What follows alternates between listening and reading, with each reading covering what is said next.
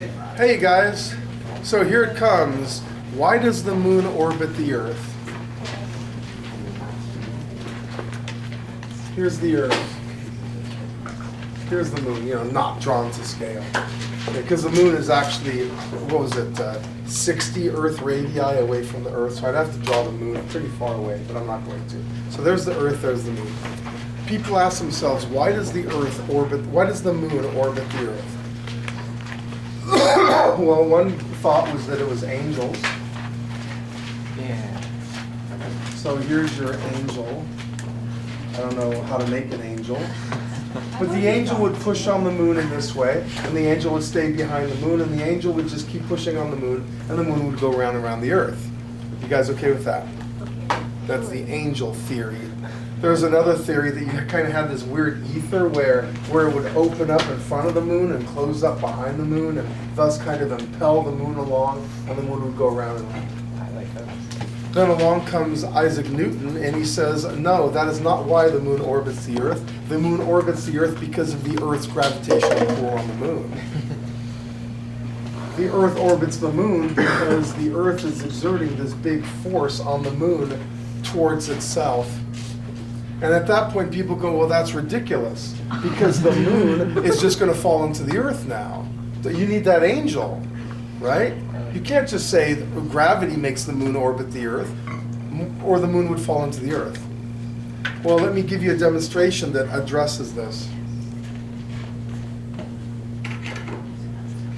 Bucket of water. I'm going to spin the bucket of water. And tell me, when I spin the bucket of water, is the water going to come crashing down on me? No. Yeah, you'd think not. Because the floor's not wet, and I've done this twice before. So yeah, today. So you see the water in there. Are you convinced that's really water? Yeah. No, you're not convinced here. Are you convinced I just made Gavin wet a little bit? This is fresh water right from the sink. Okay, here we go. I am now going to do the bucket thing. Hopefully I can hold on to the bucket. If I let go of the bucket, that would be a real bucket disaster. Okay, here we go. Yeah, why are you scared? Don't you worry, it's worked out okay in one of my two previous periods. You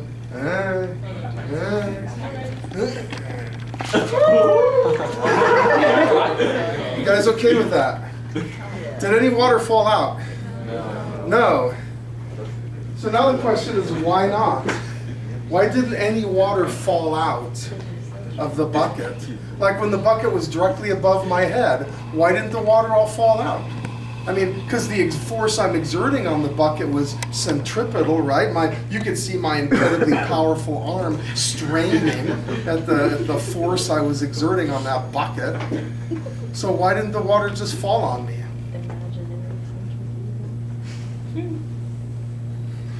Hey, let me give you a scenario. What if right when the bucket was directly above my head, the bucket vanished? So now all you had was water. Now would the water have fallen on my head? Yeah.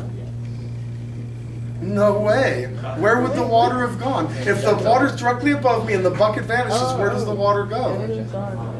Yeah, that way, right? It soaks my computer. But the water is I'm still bone dry. None of that water would fall on me. The water would all go to the computer, right? You see what I mean?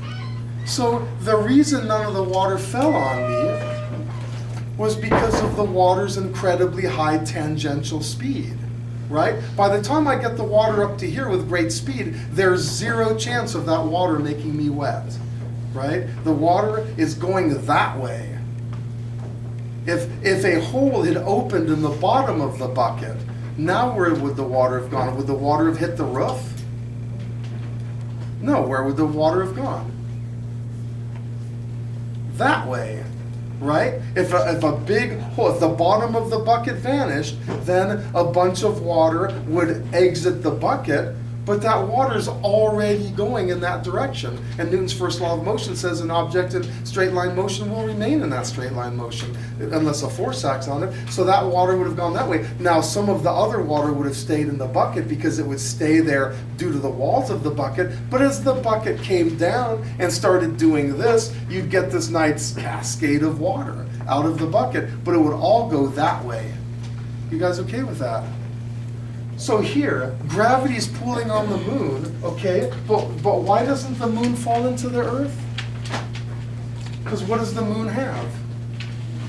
Go ahead, Noel. The tangential speed. Yeah, it's high tangential speed. All the force on the moon is doing it is keeping it going in a circle rather than going off on a tangent, going off to infinity. You see? And that was the part that Isaac Newton had to convince people of, you know? That moon isn't going to fall into the earth due to its high tangential speed. So let me write that down. Moon doesn't fall into the earth due to its high tangential speed.